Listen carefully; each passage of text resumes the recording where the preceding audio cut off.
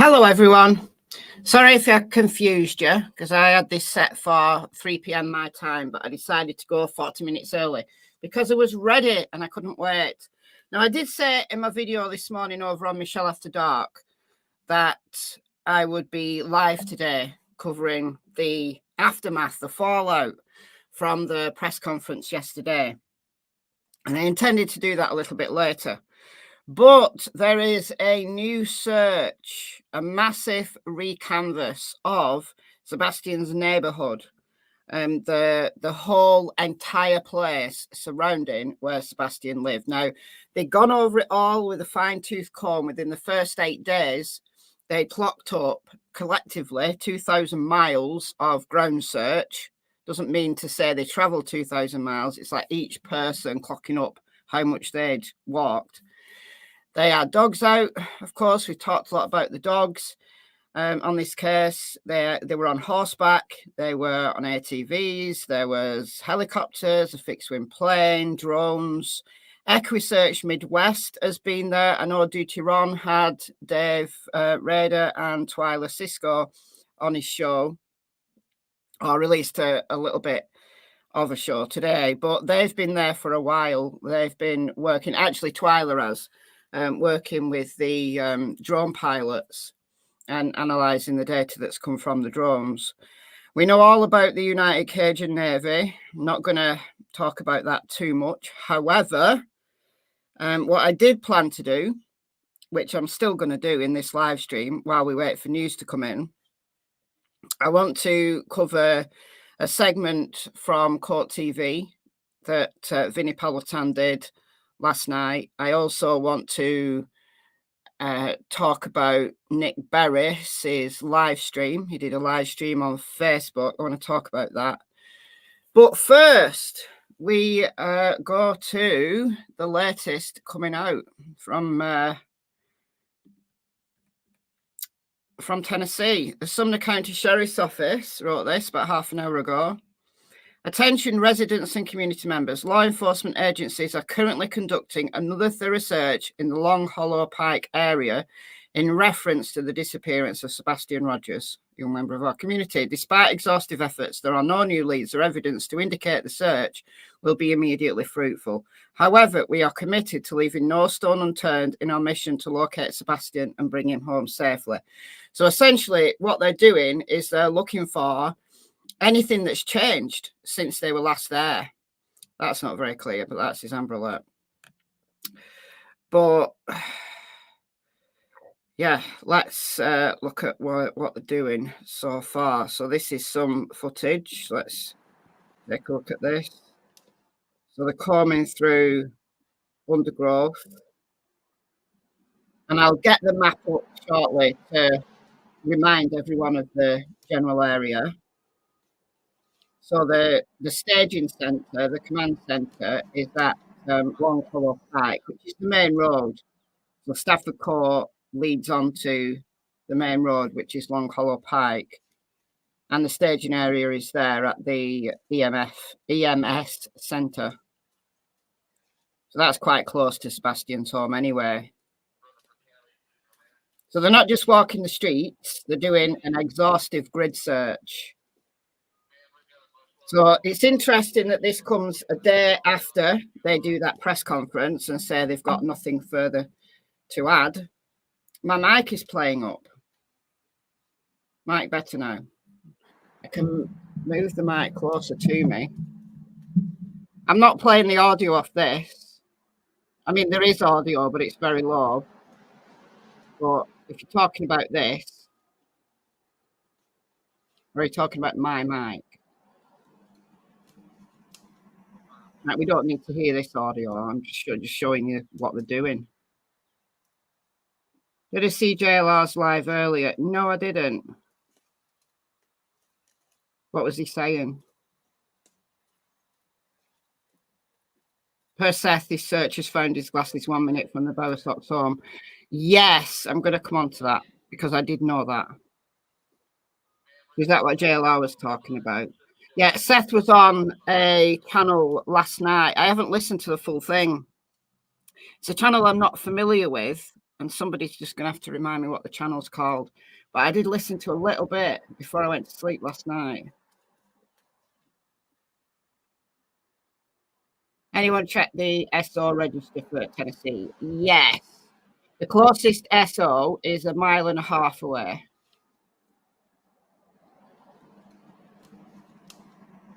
Okay, just been watching JLR, who said the glasses were found by SES volunteer searchers and they were found on the same road where the family members live. Yeah, I've got the map right up. I'm gonna go straight to that. Once we've gone through this latest information, we'll kind of track back, if you will. So we'll do the latest, and then we'll keep checking in on it as new stuff comes out, and then we'll track back to what came out from the press conference. So the first thing I am going to talk about is the glasses, because I have got the address. Wonder if the press conference was to lull certain people into a false sense of security. I'm not saying that law enforcement never does that kind of thing, because I'm sure they do. But I think they were genuine in what they said. I don't think they had a ulterior motive, really. Although, obviously, they may have done. The Secret Service is involved also. Yeah, the Secret Service has been involved since the beginning. They're regularly involved in missing child cases. They have connections with the National Centre for Missing and Exploited Children. So via them, they do the digital forensics for missing children, because they've got all the best kit. They don't just do it for missing children either. When called on, they'll also offer their services, or pay, people pay for their services to crack other, like, phones. In the Murdoch, Alec Murdoch from last year, they got the Secret Service in to crack Paul's phone. Like, none of them could work out how to get into Paul's phone. So they got the Secret Service in. So it's not unusual. It's very common. If they have digital forensics and they want the very best technology, then they go via the National Centre for Missing and Exploited Children, and they've got that connection to the Secret Service. Saw a post somewhere that the Rogers are selling their home. Is that true? I don't know about the Rogers family. I think you probably mean the Proudfoot, where Sebastian was living at Stafford Court. I do know that has come out. It's not true as far as I know. I've checked on Zillow, and I've checked on a couple of other realtor sites that come up in a Google search, and all of them say that property is currently off the market. Now, it doesn't mean to say they're not selling it. They may be selling it privately, but there's no information that I can find that they're actually selling that house. Was the Secret Service involved in the Summerwells case? Possibly. All right, I don't know the answer to that specifically, but what I'm saying is they are regularly involved. It's if they've got, if the case or part of the case is hinging on digital forensics. So where you've got, for example, Sebastian, who I'm sure one of the police theories has been that Sebastian was lured out of the house by someone that he met online, even though his parents say that he never went online. We do know, we know from Seth that when he's at his house, Seth lets him go on YouTube to watch Minecraft videos. So he does have access to the internet. So I think there's probably a lot there that they just want to be absolutely positive that they've cracked everything they need to crack. So I think there's more urgency, because that could possibly be central to this case, than in a case like Summerwells, where it's a missing little girl who didn't have her own phone. The TBI, the FBI, will have all the capability to, you know, track people's GPS and stuff like that. It's if they want that really up-to-date service, if it's suspected that there is an online component to it, and that's definitely the case here. There's a picture of Sebastian without his glasses. He looks so different without them. Yeah, I've seen it, and I'm not showing it because I don't know about it. It's been put on to the official Amber Alert, and I don't think the person who did it should have done it. Like interfering with a TBI issued Amber Alert flyer, a poster. For me, I don't think that's right. It's not been officially released, so I don't want to show it at this moment in time because I don't know whether it's been photoshopped. It is being said that the parents aren't approving of it, so I'm not going to show it. If it turns out that it's genuine, obviously I'll show it, but at this moment in time, I'm not going to. But yes, they have seen it. They need to take the glasses to the doctors they purchased them from. Yeah, they will. They are doing. They right. Okay, let's just move along. I'll get onto the glasses very quickly, so very soon in the next 2 minutes. Just want to show you what's actually going on. So that's the staging area.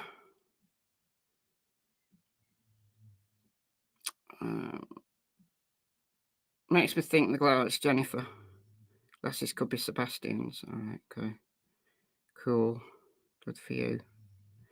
So here's just some pictures from today. So they're going into buildings. They're basically doing everything that they did probably on day 1 and day 2. I don't know whether this is going to be a 1-day search or a 2-day search. It's unclear at the moment. Is it just to appease the public? Possibly. Possibly. But they do these things. You know, if you followed the Summer Wells case, you'll know that they came back in November. So Summer went missing in June of 2021, and they came back in November and covered the immediate area again for 2 days. And they waited because of the season. They wanted to, because when Summer went missing, all of the, you know, the brush and everything was in full bloom. So it was very difficult to get through some of the terrain. So they waited until all of that had died down, and then they came back and did a thorough second search of the immediate vicinity.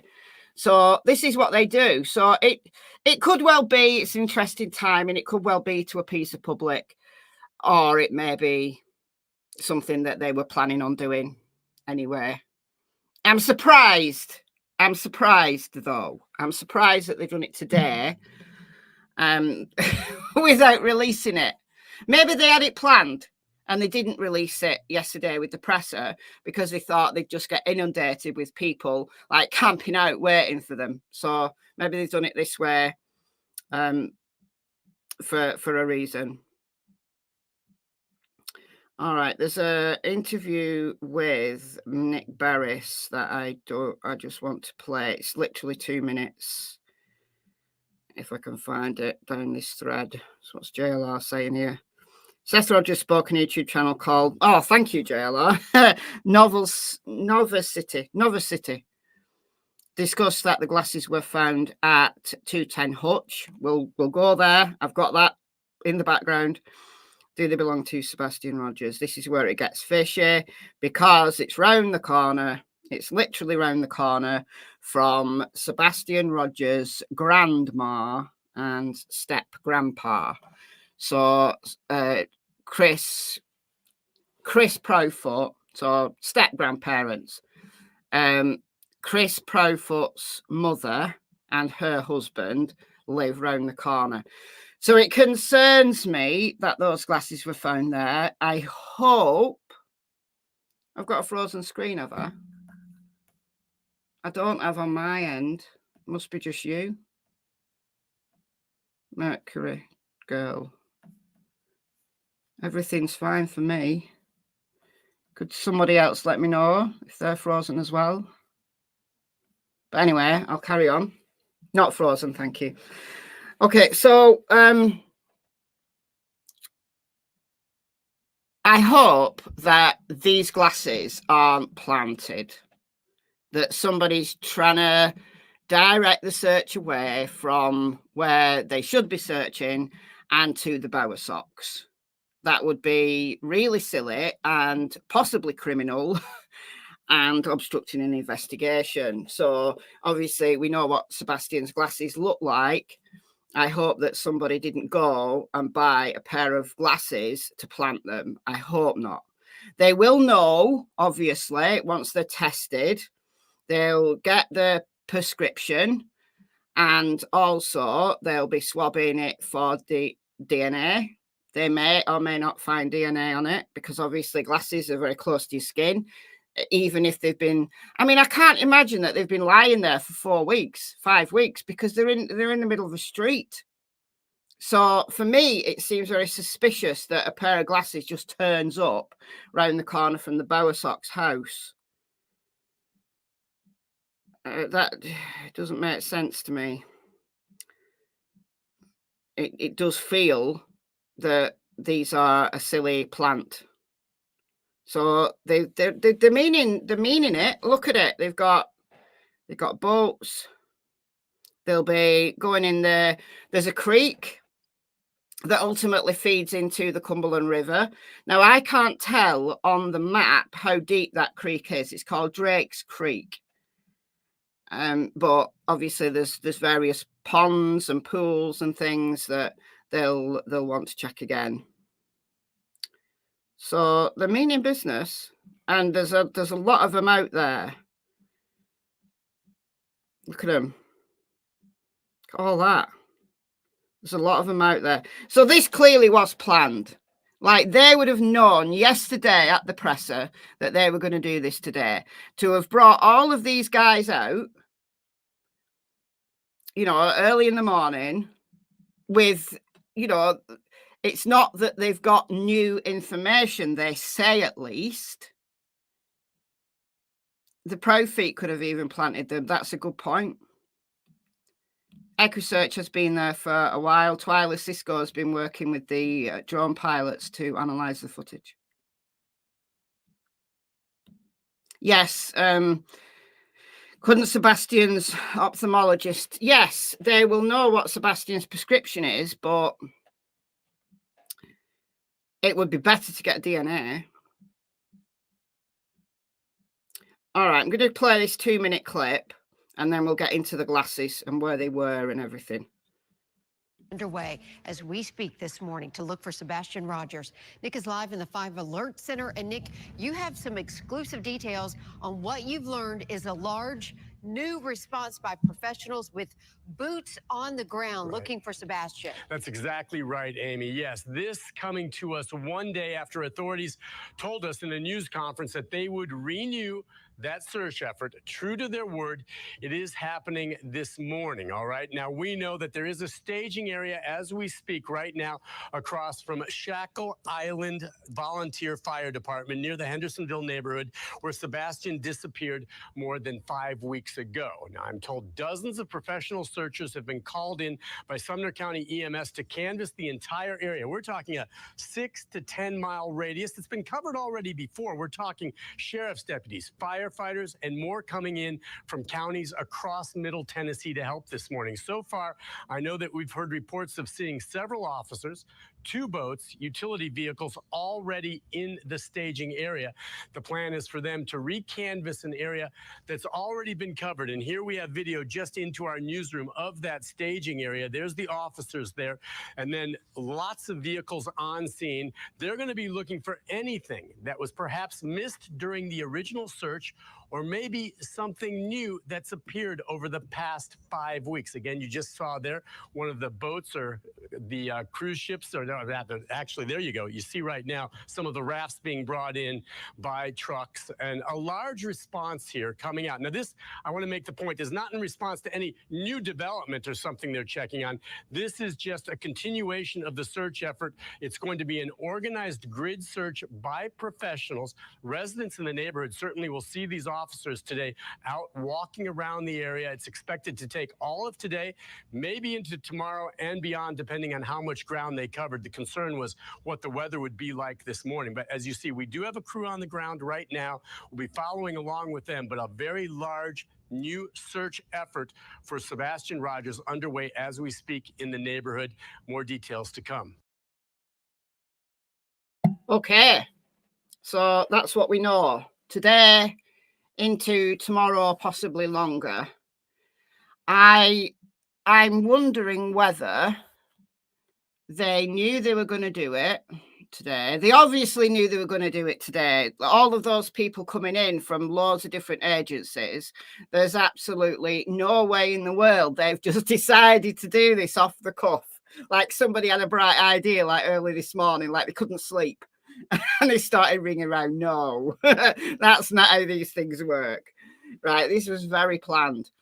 Maybe because they did have that severe weather warning, maybe they thought we're not going to mention it in case we have to call it off, which makes sense because then people would be all up in their faces, wouldn't they? Going, how dare you, you know, getting people's hopes up and stuff. Or they didn't mention it, like I said before, because they didn't want a lot of people there already. They wanted to actually, you know, get positioned before the media found out about it. So, right, this is where the glasses were found. Hutch Court. Now, I'm not going to pause at any particular house. I'm just going to Google Drive up and down Hutch Court because I don't want this video removing because somebody's took offence at showing their house. So I'm just going to drive down. This is Hutch Court, nice neighbourhood. It's a cul-de-sac. So it looks quite new. And, you know, it's just being built. Woo! It's just being built. All right. And Terry and Kathy Bowersox, who are Sebastian's step-grandparents, Chris Profoot's mother and her husband live on Enoch Way right here. I'm not going to give the number for that. And you actually can't drive down it. It's one of those places that Google hasn't done street view. So it's obviously a new area. So this is in Gallatin. This is in Gallatin. So it's like a bigger town than Hendersonville. And I will just do the directions. I think it's about 13.4 miles. I was going to say I think it's about 10 miles, but it's a bit further because it's just the other side of Gallatin. So from Stafford Court to Hutch Court, it is 13.4 miles, according to Google. So it's the other side, still Gallatin, but it's just the other side of Gallatin than Hendersonville. Hendersonville's here. Actually, Hendersonville's here. On the banks of the Cumberland. So although they've got a Hendersonville address, it's actually Shackle Island, like technically speaking, that's what it's called. So the staging area is on this street here, which is Long Hollow Pike. So a lot of what you're seeing, I think, is probably in there. But they're doing the whole area.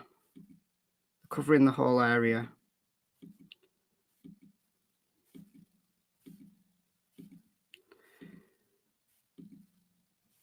So there's a lot. Now they did a 5-mile radius. And a 5-mile radius of his house takes you to, as the crow flies, going south, it takes you to the banks of the Cumberland, but it doesn't take you any further than that. And it covers this big section of woodland. Now they say they've covered a 5-mile radius in 8 days. Like they were going from the premise that if he'd wandered away, he could have easily got 5 miles in the time before he was, the time he was missing. But I think he could have got further. I think Seth has been doing the right thing. Seth is trying to cover areas where the search didn't go. So, if somebody has done something horrible to him, an obvious place to throw a body would be the Cumberland River. Now, obviously, it's wide here because it's dammed. There's a dam. Is that the dam? Yeah, that's the dam. So you get this kind of big fat river, and then the other side of the dam, it's... So the sensible thing to do if you wanted to get rid of a body would be to throw the body at the other side of the dam so it would flow naturally. But if he'd fallen in, let's say, fallen in the creek, if that creek that runs by, so Drake's Creek, it kind of runs down here and then joins the Cumberland. If that creek is deep enough and flows, enough to transport a body, then you're looking at about 5 miles till it joins the Cumberland River. But it's not my personal opinion that he's fallen in Drake's Creek. It's possible if it's deep enough, but I don't know. So yeah, this is where the glasses were found, and like I said, I do hope that this wasn't a plant. If it was a plant, it was a really, really stupid thing to do, and I hope the person who did it gets caught and gets in trouble. I hope they're caught on camera dropping a pair of glasses, because if these glasses were there for 5 weeks, I just can't believe that. I can't believe on this residential street where, there's a few houses and like still under construction in places, that a pair of glasses has sat there for 5 weeks and no one's noticed. It's 13.4 miles from the beginning of Hutch Court to Stafford Court. That's what Google's telling me, as you can see on your screen. Stafford Court to 210 is the first house. So were they just lying on the pavement? Apparently, yes. According to Seth, one of his volunteer searchers who was searching Gallatin found them and took a photograph of them and sent that photo to Seth. And Seth said, please stay there. I'm going to get the cops, so that there's a chain of custody. So the volunteer searcher waited with the glasses. A cop turned up, bagged them and tagged them and took them away. So obviously, just looking at a photo, Seth said that, yeah, they could be Sebastian's, although they may look a little small. But looking at a photo, obviously, you've nothing to gauge it off, have you? Like just looking at a pair of glasses, if they're black rimmed and they, that kind of rectangular style that's popular now, they could be his. I just find it highly suspicious that on this residential street, it's not like they were in the undergrowth where they could easily have been missed by everybody, easily. They're in undergrowth and it's, briars and thorns and stuff, easy to miss something as small as a pair of glasses. But on a residential street, I find it very difficult to believe that they've been there for 2 weeks, 5 weeks even.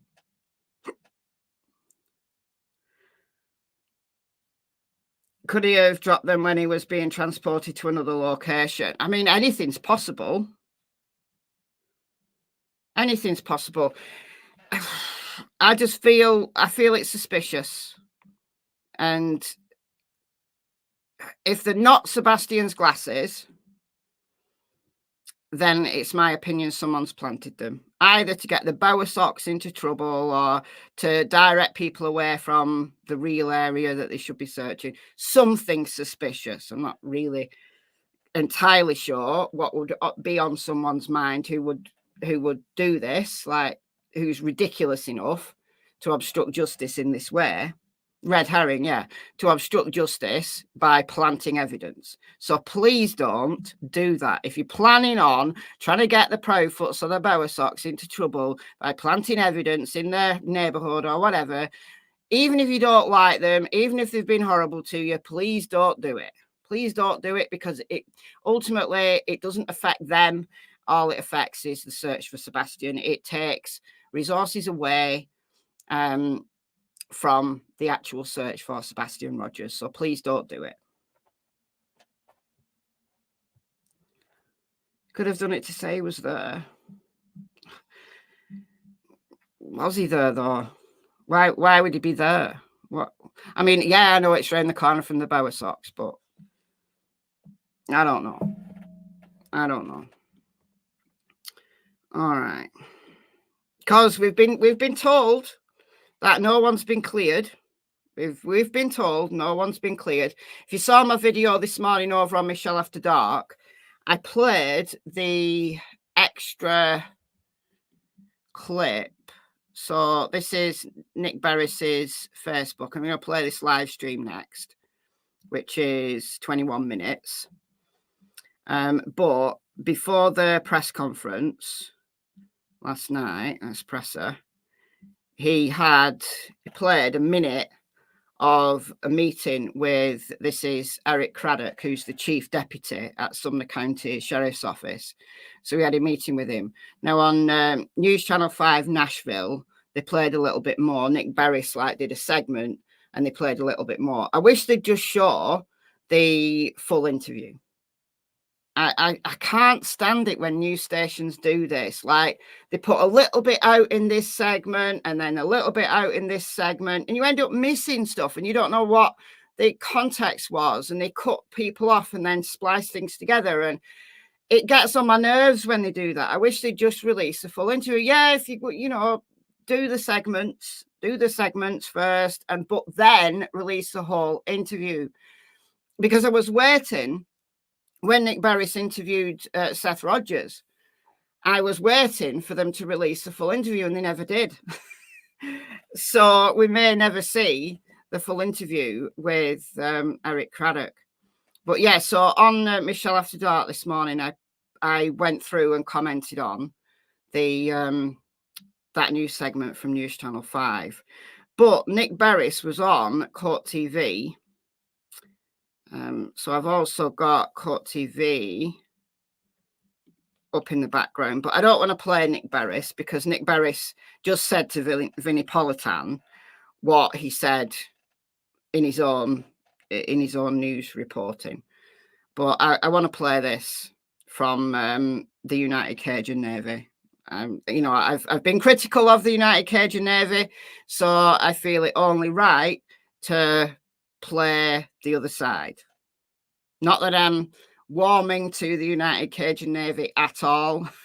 I don't think they've acted in good faith, but I'm going to play that. All right, so that's coming next. First, before, I'm just going to refresh Twitter to see if there's anything new coming up on the latest.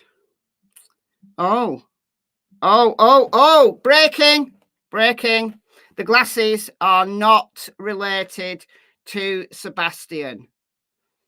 This is breaking news 36 seconds ago. Important announcement. Attention, everyone. We want to clarify that the eyeglasses recently found are not related to Sebastian Rogers. So, glasses not his. So has somebody got a similar pair of glasses who lives on Hutch Court and who's dropped them? As a teenager, come home without their glasses, and the parents have said, "Where are your glasses?" "Oh, I don't know." And they've fallen out the bag or the pocket or whatever. I don't know. Or were they planted? We may never know. However, this is breaking. Please share this. Please share this. This is literally just come out from the Sumner County Sheriff's Office. We want to clarify that the eyeglasses recently found are not related to Sebastian Rogers. So we can put that to bed. We can put the glasses to bed. All right. Search operation was planned in the works for several days. So, like I said, there's no way that they could have just decided after the presser that they were going to do this. So, appreciate your cooperation and understanding. I suspect, like I said, that they didn't want to mention it yesterday because perhaps the weather, they thought maybe we'll wait to see what the weather does. You know, they had all the teams on standby.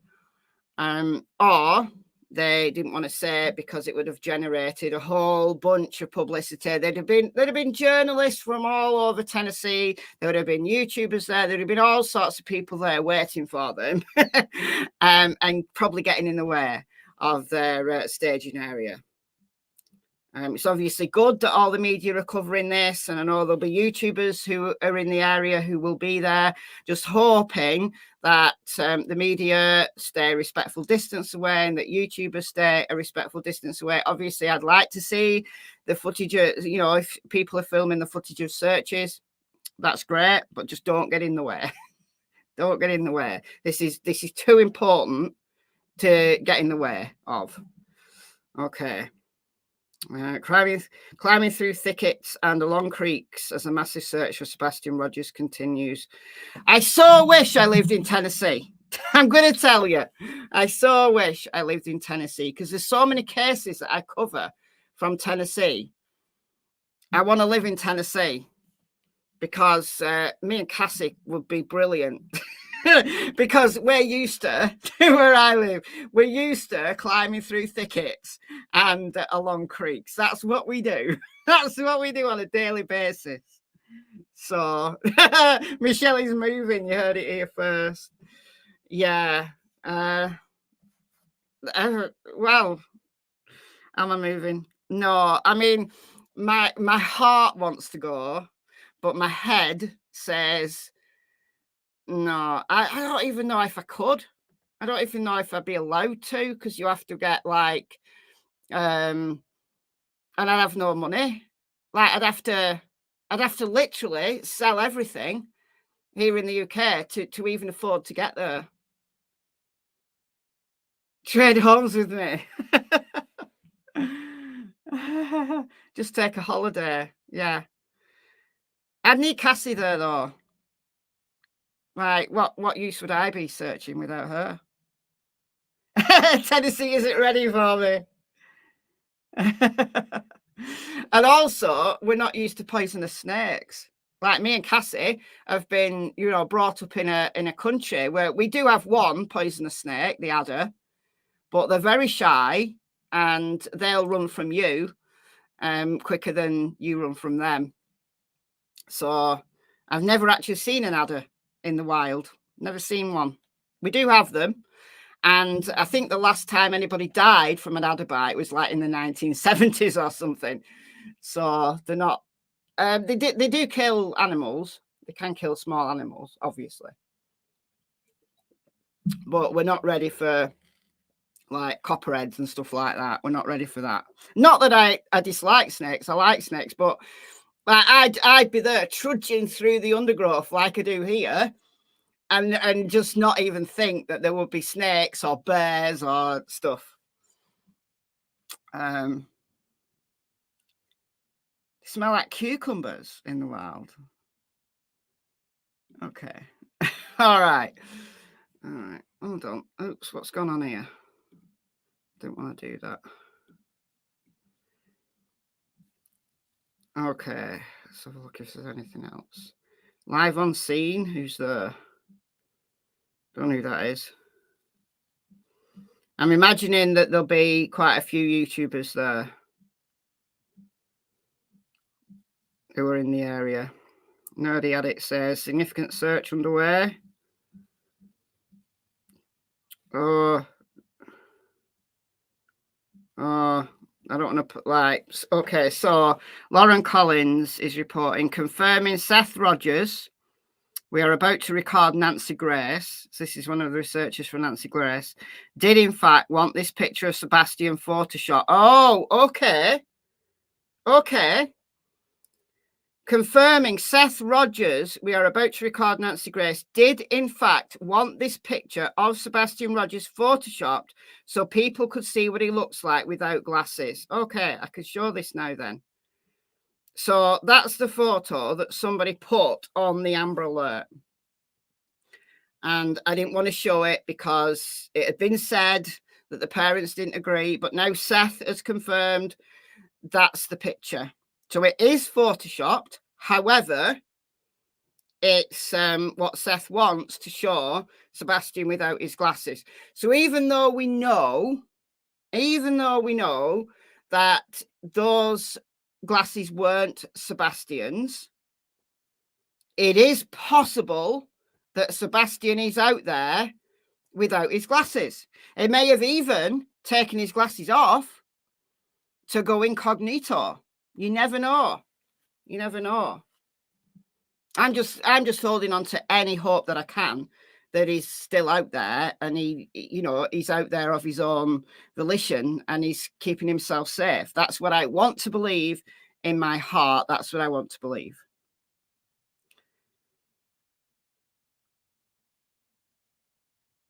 He is handsome. He will grow up into a handsome young man. He's already headed that way, isn't he?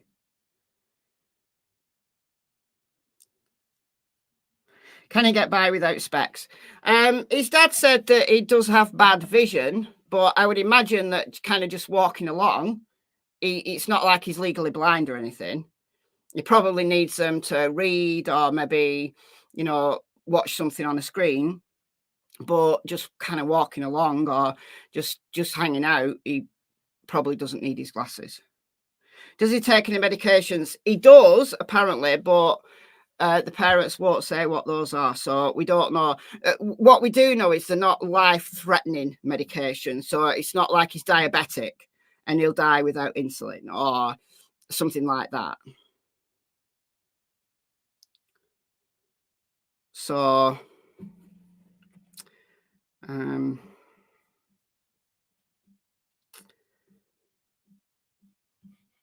is it not letting me? Where's my cross gone? There it is. Okay, so who's that? Lauren Conley. Independent podcaster, reporter and host, pop culture, entertainment and true crime. Okay.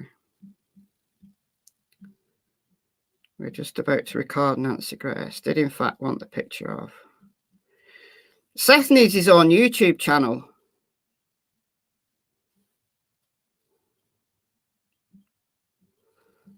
Seth needs his own channel so that we can get it straight from him.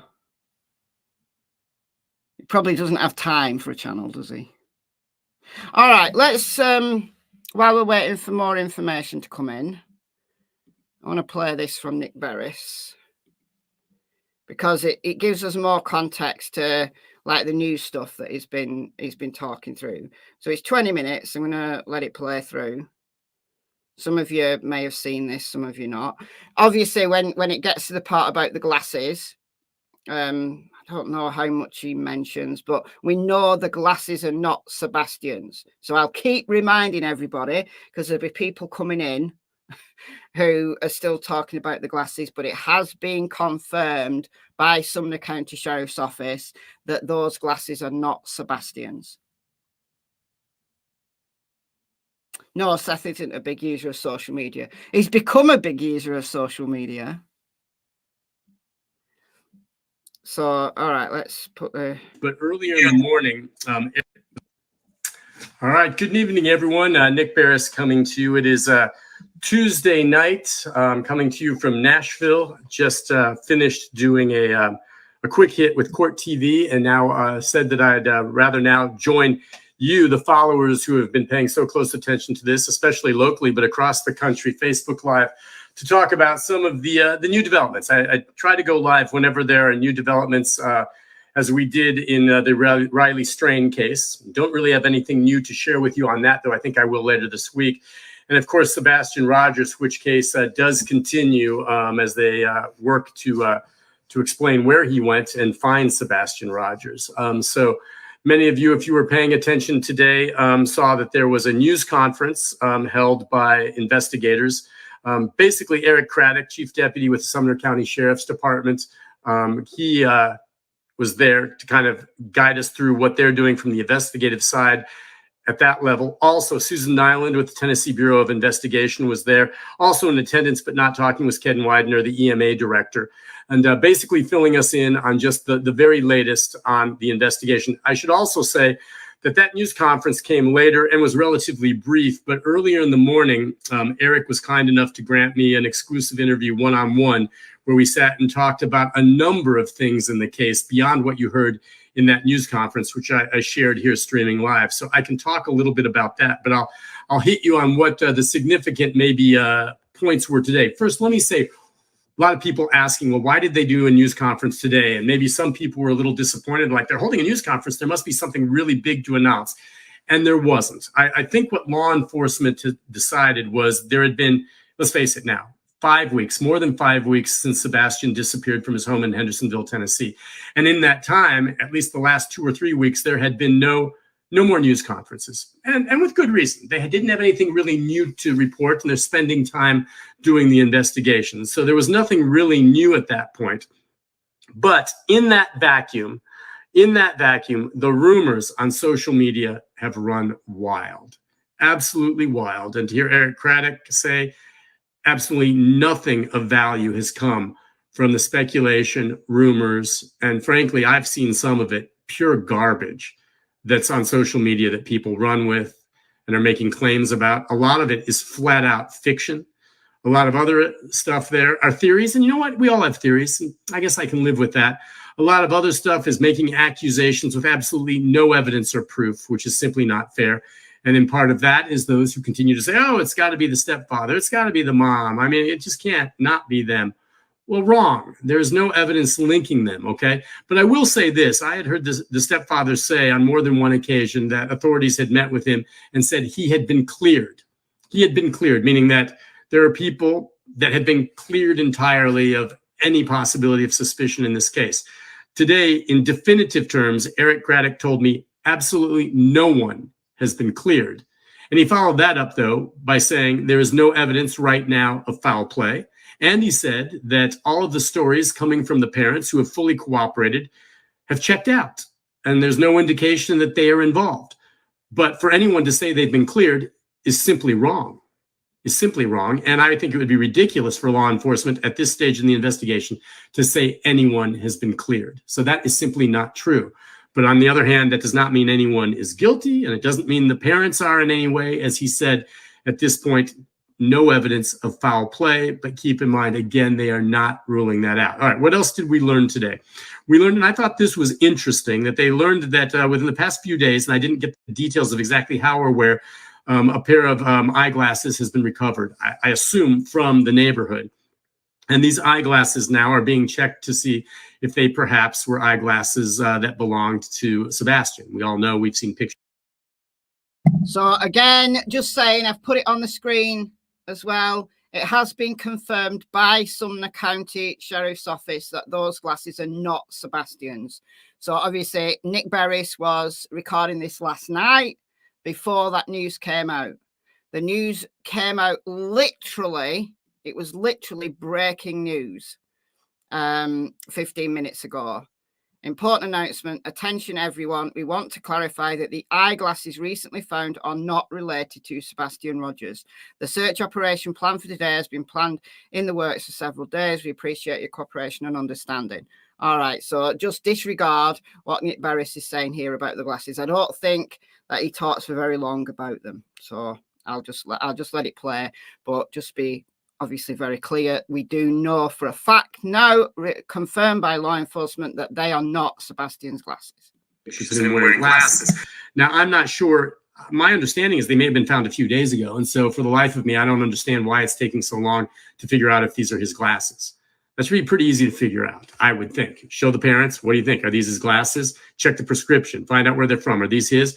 That should be. Now, if they are his glasses, okay, that would be the very first piece and only piece of hard physical evidence that has been recovered since he disappeared. Now, what does that mean? Well, I guess depending on where it was found, it could help guide some of the search. But beyond that, I don't see it as being all that significant. But at this point, I do not know whether or not the glasses found were his. But it seems to me there's a good possibility they might be, and hopefully we'll learn that soon. What else did we learn today? What we learned in my sit-down interview, and it's in my story that I'll share on my page that aired at 6 o'clock on News Channel 5. I went back and asked Eric Craddock, again, lead investigator for the Sheriff's Department, about the video that was collected from homes, security video, ring camera video from the night Sebastian disappeared. And as we've said all along, to this point, they say that there was nothing of substance found in any videos. Many of you will know last month I ran an exclusive story with a clip of some videos taken in the night around the time that we believe Sebastian disappeared from around his home, pitch black. All you see are a couple of what looks like isolated lights moving around outside the home, okay? Don't know what it is. Could it be someone with flashlights? Sebastian may be left with a flashlight. Looks like there may be someone else. It's not car headlights. Could it be some kind of reflection? Could it be someone else walking out there with a dog with a light? Possibly. I don't know what it is. But it clearly seems to me that there was some form of light out there that night near the home that looked suspicious. Well, not long after that story aired, I know that, authorities said that that video has been vetted, was scrutinized by both the Sheriff's Department and the TBI, and they said it had no evidentiary value, meaning that they didn't think it had any bearing on the case. I will tell you, after that story aired, I had law enforcement, more than one person in law enforcement, ask me where I got that video, wondering, hey, where did you get that? How did you get that? And of course, I don't divulge my sources, but I did get it, and it's genuine. Now, what was interesting in my conversation with Eric today, I brought that video up again, and I said, okay, so you said of no evidentiary value. And he said, yep, of no evidentiary value. And I said, okay, can you tell me then what those lights were, though, so we can know what they were, if it's not of evidentiary value? And he said, no. And I said, why? And he said, because this is still an active criminal investigation. Okay, so if it's of no evidentiary value, why does it have any bearing to the criminal investigation? So what I next asked him then, so are you telling me, depending on how things develop, what we see in that video with those lights could at some point become more significant? And he said, and I'm paraphrasing more or less, but along the lines, we don't know what we don't know. So yes, depending on what develops down the road, that video could become more significant. All right, so at least that's something that we have that looks like they've gotten the evidence file. We know that for a fact, that for now they're saying does not have any significance to it. But there's supposed to be more video to it. I know we've heard some of the parents say that they were told that it's not significant. That may all be true, and it may not be, and maybe nothing of note. But all I know is what the chief deputy told me today, and going back to it, we don't know what we don't know. It's still in the evidence file, and maybe down the road it develops to something else. I don't understand why they won't at least then say what the light is if they're saying it's of no value. Why not just tell us? Okay, I mean, I think I've seen in some interviews, one of the parents said, well, they were told it was a garbage truck or something like that. Watch the video yourself. Go on there and look at it. It's not a garbage truck, okay? And maybe it's reflection from something. Maybe it's garbage workers with lights on there picking up trash. That could be. I'm not saying it's Sebastian. I'm not saying it's someone out there that was grabbing him. But it is not headlights from a truck. And it's not a floodlight, okay? It's not. Look at it. I mean, at some point, some common sense has to come into play here on that. But it may mean nothing. And even if it is significant, you can't make anything out from it. But so that's a development there, that light, those lights in the back of the house may down the road be significant. For now, as far as we know, they are not. We know that they found some glasses. Again, I believe they held that news conference today because in the vacuum, social media has been running wild with rumors, speculation, and that only harms harms the search. And then, you ask them at this point, what exactly do you do after you've done as much of searching as you can? And we know family and other volunteers and YouTubers have been on their own out there posting posters and searching in areas outside the original search field. And I think that's great. It can't hurt. But, responding to tips from psychics or just going at random, maybe you get lucky, but if there's no basis for looking some of those areas, it's like looking for a needle in a haystack. But the truth is, at this point, you have to assume that Sebastian could be anywhere. So I certainly don't begrudge anyone looking anywhere for him because, heck, I guess he could be there. But the search, according to law enforcement, continues. My understanding is what they're going to do now, having searched up to 6 to 10 mile radius, homes, basements, caves, ponds, sinkholes from the home over the past 5 weeks, they are now going to go back and do it again and go back and see if there's anything there that they missed. See if there is something new that's developed in one of these locations. That's what's going to happen next. They're going to go back and retrace their steps with a new set of eyes. And I just want to say from the very beginning, and I think some people, because they haven't found anything, because there haven't been news conferences, have been critical of law enforcement, TBI. And by the way, the FBI is cooperating and helping in this, but critical saying, oh, they don't know what they're doing. That no. These armchair detectives at home thinking that these guys aren't responding to tips or aren't out there looking are simply wrong. And law enforcement, and Craddock said it well today, cannot deal with emotions and feelings. And trust me, all of these folks, the professionals looking for him, feel it and desperately want to find Sebastian safe and sound.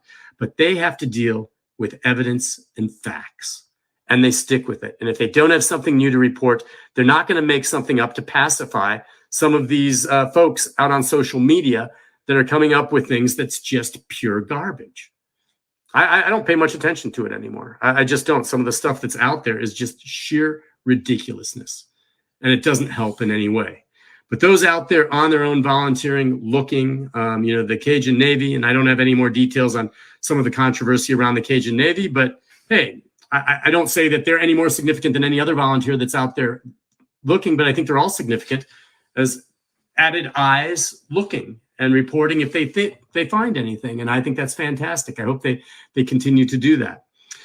But that's basically where we stand. Nothing really, significant new today to report except for the glasses, and that they plan to continue looking, and that they're asking the public to keep calling in tips. I think Susan Nyland with the TBI said that since he's disappeared, the TBI 1-800-TBI find has received more than 300 tips, most of which have been vetted and checked out and have come back negative. I actually have been sent videos from people from around the region that they've taken of young men that seem to resemble Sebastian. There was one video that I got, someone sent me from Kentucky, of someone who looked like Sebastian, same general haircut, glasses. You couldn't see his face, with someone in a convenience store. They sent that to me. I forwarded it to the TBI and to Eric Craddock with the sheriff's department. I think they may have already received it. They checked that out, found out it was not him. But they go after every lead they can find. But I can tell you this, they're not wasting time going after, tips that are not credible or that are not based in some sort of fact, because they don't have the resources to waste. They're focused in and they know what they're doing. But I understand, I guess, why some of this runs wild on social media, because we all are frustrated that he has not been found. But this is not law enforcement's fault. I've seen it. I've covered missing children cases before. And from the beginning, I believe TBI, sheriff, FBI involvement have done everything by the book, and they continue to work it. They'd continue to work it and will not give up. And I know Ken Widener with EMA the same way. He got emotional. I didn't use it in my story, but I asked him, how has this been affecting you? And he said, please don't show this, because you could tell his voice was cracking. These guys are dead serious, and they want to do it, but they want to do it right. So they find him as quickly as he can, safe and sound. So wanted to put that out there for you. I'm going to scroll back through and see if there's any questions or comments from you that I can try to answer from today.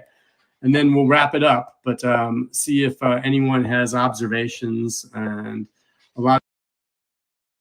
All right, he answers a few questions. I'm going to play the rest in a second, but I just want to once again say that Sumner County Sheriff's Office confirmed that the glasses are not Sebastian's. They confirmed it. This is just the latest. The TBI are there as well. But let me just show you this message. This was nearly half an hour ago now. Important announcement. Attention, everyone. We want to clarify that the eyeglasses recently found are not related to Sebastian Rogers. So I do have it as a static banner on the screen. The glasses that were found recently confirmed not Sebastian's, and that's confirmed by Sumner County Sheriff's Office. So we have to believe them. So we can disregard the glasses now. We can just disregard them. All right. I mean, look, somebody, I would suspect, right? Because, you know, glasses, they're not cheap, are they? If an adult had lost them, they'd have gone back and tried to find them. I reckon, this is just my guess, if they're not a plant, it could well be that some idiot, some absolute drongo, the worst of the worst kind of quote unquote sleuth, has planted them there round the corner from the Bowersock's house to get them into trouble. I don't know. But if it's genuine, if they were genuinely lost, I reckon it's a teenager who's dropped them out of their pocket, dropped them out of their bag, and they've got home and the parents said, "Where are your glasses?" So having had teenagers myself and having once been a teenager, kind of know what it's like, don't you? That's obviously just speculation. We may never know whose glasses they were. They're not going to come out and say it's such and such person's glasses. I mean, they might do, but I don't know. All right, I'm going to play the rest of Nick Beres. He answers some questions. So we've only got another 6 minutes of him. So if you don't like the guy, then I'm sorry, but he has been following this case, and he's been putting out some interesting information. Now, obviously, we know that he's still speculating about the lights, the flashlights, quote unquote flashlights. In my video this morning, I did play the whole flashlight video again that he put out. So he put out just over a minute of that flashlight thing. I'll put it on the screen right now. Hold on a second. Hold on a second. I've got it right here. Hold on a second. All right, here we go. All right, I'll put this on the screen while I'm talking. So I did play this in my live stream this morning. Not my live stream, my video this morning over on MichelleAfterDark. So if you haven't seen it, what I said was that I think that if this is indeed a garbage truck, these two lights here, these are not the garbage truck. These are people who are working, like the trash people, collectors. We call them binmen here in the UK. You know, the bin lorry or the bin truck and the binmen. So the binmen run along. They literally run along collecting people's bins and chucking them in the truck. So if they're doing it at night in the dark, then they're going to wear a light. So I'm wondering whether they are two workers running along the side of the road. And this in the bottom left is the garbage truck, like you see in the corner of the garbage truck. When I played this originally, when Nick Beres originally put this out and I did a video on it, people did say that these look like headlights. I didn't think they were. I thought these were lights on a house and the black thing in the middle was some kind of, you know, thing obscuring the lights. And that's why it just looked weird. But Seth said that he'd seen 10 minutes of this footage. Yeah, Seth said the timestamp's wrong, that the timestamp on it was like 3:11 or 3:12. And Seth said that he watched 10 minutes of this footage and actually the time never changed. And this was actually the actual time of this was 5 something, so something past 5, when the trash truck passed by. And Seth also said that in the 10 minutes that he saw, and law enforcement also showed him the daytime. So where that camera was, they showed him a daytime image, and it became obvious that this truck, like quote unquote trash truck in the bottom left, did move. And in the daytime, it's obvious where this is and what we're actually seeing. Now, we haven't seen a daytime image. If we were given an absolute daytime image from this very camera, I would do an overlay. Do you know, similar to I did it, several other people did it, of the Kylie Rodney. You know, the lights going into the reservoir from the fire camera. Now, it was easy to do an overlay because you could get the fire truck, the fire camera data from exactly when Kylie was there. And then you could get a daytime image, and it's the same camera. It's the identical shot. So it's easy to, in an editing program, to overlay the nighttime so you can see the lights on the daytime. So you can see where the lights are on the road. So I've got a whole video on that. And I also did a live stream about how I made it.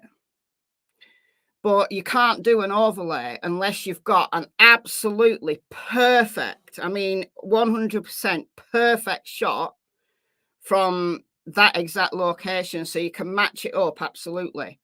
Otherwise, you're not seeing what is truth. You're not seeing the actual, you're not seeing what you think you're seeing. All right. So there's no way I'm going to try to do an overlay unless I get a daytime footage from that exact camera. So you see exactly where the road is. And if we do get that at some point in the future, if someone releases that at some point in the future, then it'll be easy to do an overlay like it was for Kylie Rodney. So if this is the trash truck, then we possibly, if we saw more of this, we'd see it moving, because obviously this is stationary. And if these are workers, they're walking along, like picking trash, picking up bins and whatever, rubbish things, and they're putting them in the trash truck. So this is going to move along. You know, if this moves, then it's obviously a vehicle, not a light from a house. So essentially, that's all I've got to say about that. I did talk about that this morning. So if you want a concise version of that, then go and watch my video from this morning. All right, I'm going to play the rest of this Nick Beres live stream, another 6 minutes. He answers some questions, which are quite interesting.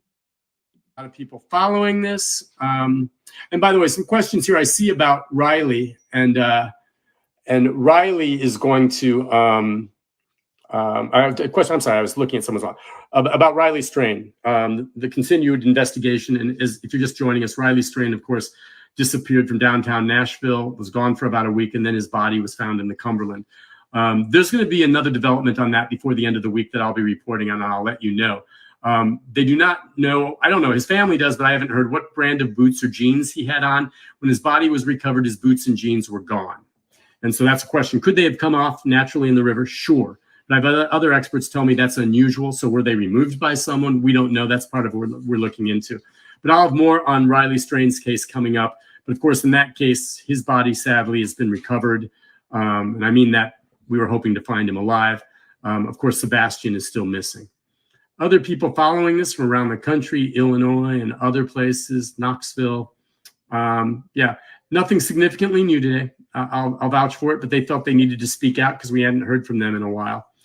Some people asking about the Cajun Navy and some people there claiming that there was threats being made against them. And there may have been. I don't know firsthand, but today I asked law enforcement if any police or criminal reports had been filed on behalf of the Cajun Navy reporting these threats made against them, which I would think, if someone makes a threat against me that I'm worried about, I'm going to report it to law enforcement. And they said they haven't received any reports from Cajun Navy. So I really don't know what to think about these reports. And I don't know why anyone would want to threaten them.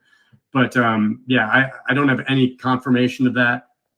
I really can't comment along those lines. So I don't know how that's played out. Let's see.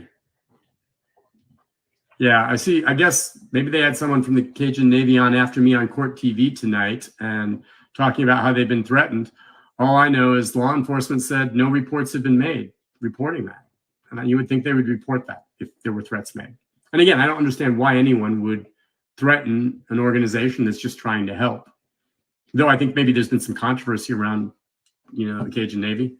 I don't know the details of that, but any kind of threats anyone makes is simply wrong. If that's happening, I'm sorry, and it shouldn't be. Could they be running DNA on the glasses?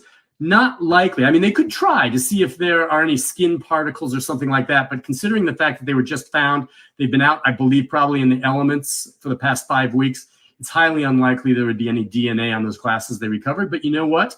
They could look. Sometimes a hair follicle is stuck in the joint of the glasses, and that's a good point. If they found a hair follicle, they could run that. And if it came back positive for Sebastian, and I know they have other DNA to compare it with, that would confirm it. But I would think sending pictures of this pair of glasses and checking the prescription and all that with the parents would be able to confirm whether or not those glasses are his.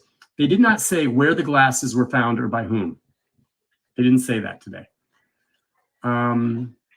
Let's see what else. A lot of people saying, well, you need to check the GPS on the parents' vehicles. Where did they go and all this?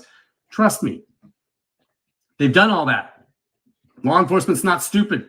They're vetting, checking GPS, checking cell phone pings to see if what the stepfather and mother said was confirmed by their own cell phones or their vehicles. That is a no-brainer. That's standard procedure for law enforcement. They've done that, and they said it is checked out. Let's see. What else do we have? Yeah, I guess someone's saying the father, maybe biological father, said he saw the light video and said he was told it was a garbage truck. Maybe it was. I don't know about you. I've seen the video. I don't think it's a garbage truck. We can agree to disagree. If law enforcement or the TBI wants to be more specific to say, look, we vetted this. We'll tell you what this is and why it's not important. Glad to listen. But until they do, especially in light of what Eric Craddock told me today, I'm going to say that remains in the criminal file. And depending on what develops down the road, it could become significant. Do I know what those lights are and what the source is? No, I don't. Could they completely be meaningless? Absolutely. Do I take them at their word right now that they are not evidentiary? Yes. But does that mean they won't be down the road if something new develops? No. We'll have to follow that.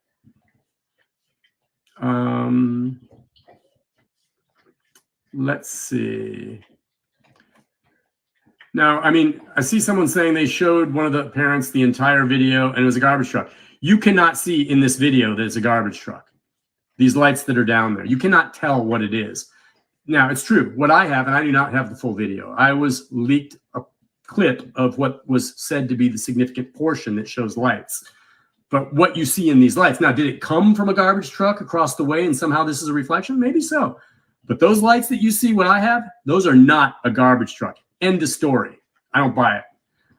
Let's see, what else do we have?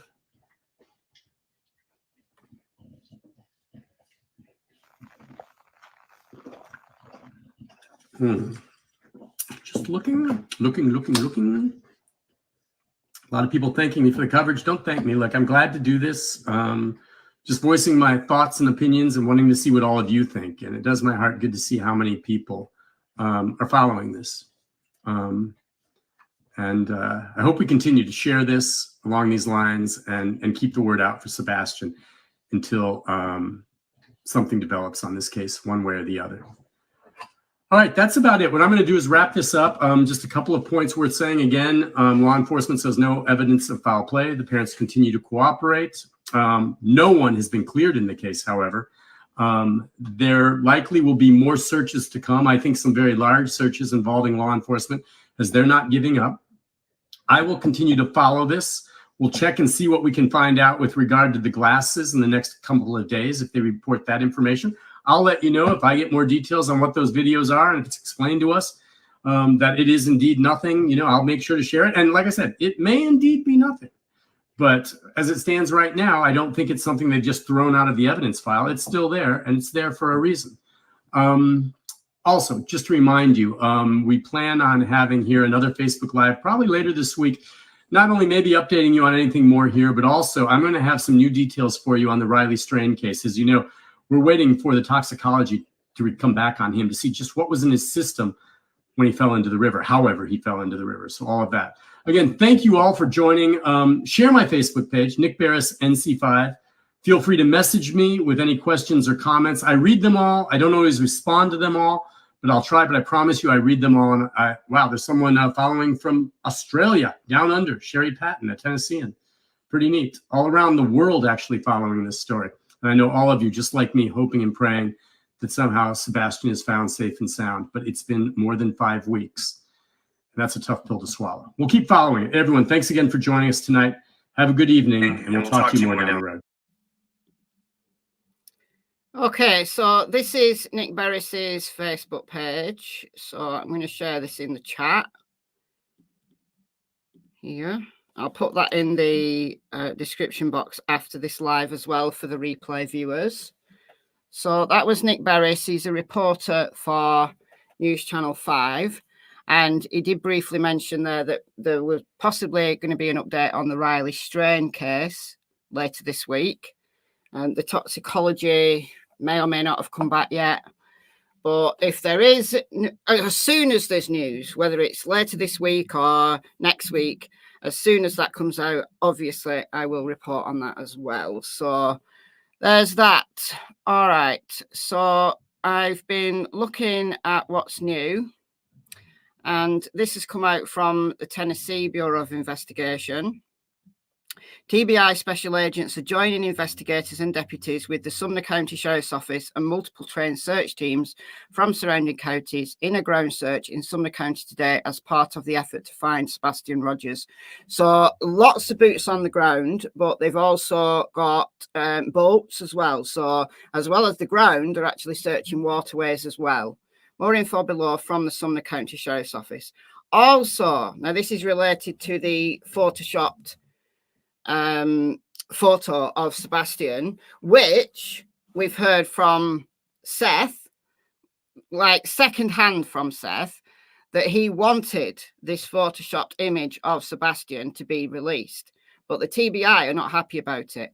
We've also been made aware that altered versions of the TBI Amber Alert poster are being circulated throughout social media, indicating that they have been verified. They have not. The poster that was developed and has been distributed through the TBI Missing Persons Unit is the one included below in the comments section. So the TBI are not happy that their Amber Alert poster has been doctored. However, the photo itself is this one. So I'm not sharing the doctored Amber Alert, but this is the picture that allegedly Seth wanted to be released. And it's a picture of Sebastian without his glasses. And as you can see, he does look really quite different without his glasses.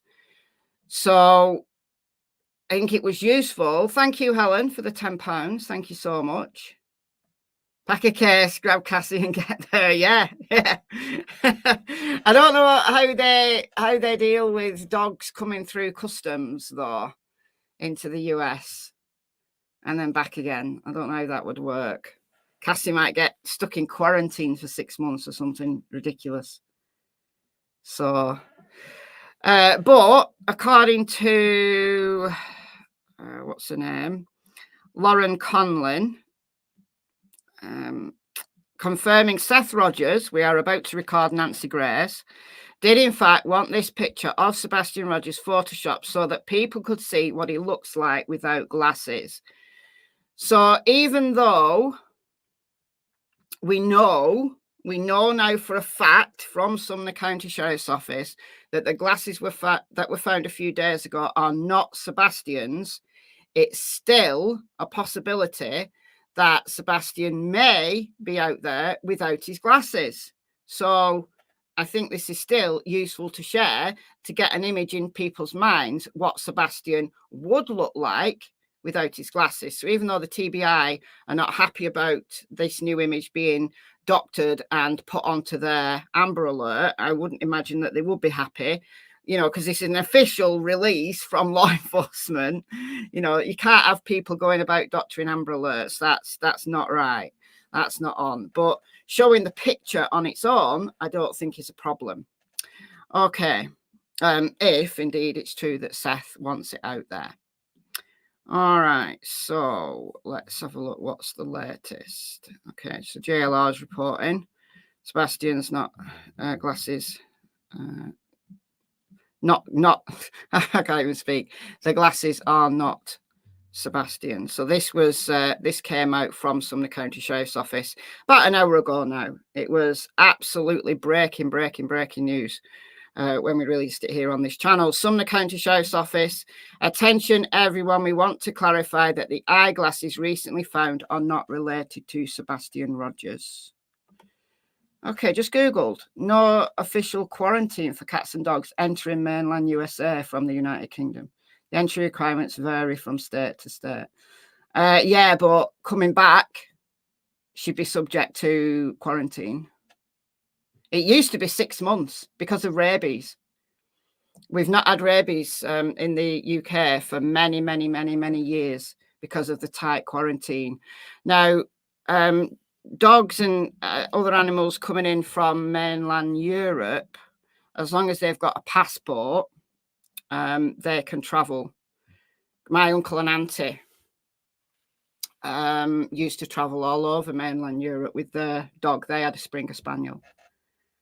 And she'd go all over with them. They had like a camper. And they used to have to, like the day before they travelled, so they'd travel on the ferry, like from France. The day before they travelled, they had to see a vet in France and have Holly tested so that they could confirm and like basically stamp that she was not carrying rabies. So with a passport to mainland Europe, a dog could travel, but it's really awkward. So no, in a word, it's just it's something I would like to do, but my heart wants to, my head says no. Because I hate traveling anyway. If I could teleport, that would be ideal. But unfortunately, I can't teleport. So I want to see if there's any new photos coming out about the search. I think we're just getting a lot of the same at the moment. Okay, what's about the... All right, so I've got this interview with, this is somebody from the United Cajun Navy. This was on Court TV last night. So this is closing arguments with Vinnie Politan. So he had Nick Beres on before this guy, and Nick Beres has basically said what he said in his own media, so I'm not playing that, but I do want to play this interview with this dude from the United Cajun Navy. It was said at the press conference yesterday that in the questions and answers section, that the United Cajun Navy had not been in contact with Sumner County Sheriff's Office, and they had not reported any threats. So law enforcement weren't aware of any threats that were made to the United Cajun Navy. Now, I went back last night and listened to the Nancy Grace piece, where when Katie and Chris Proudfoot were on Nancy Grace, they also had somebody on from the United Cajun Navy who did say that they were working with law enforcement. So I went back and listened, and he said that they were in contact with the TBI. So in all fairness to the United Cajun Navy, because I did call them liars last night, I said they're lying.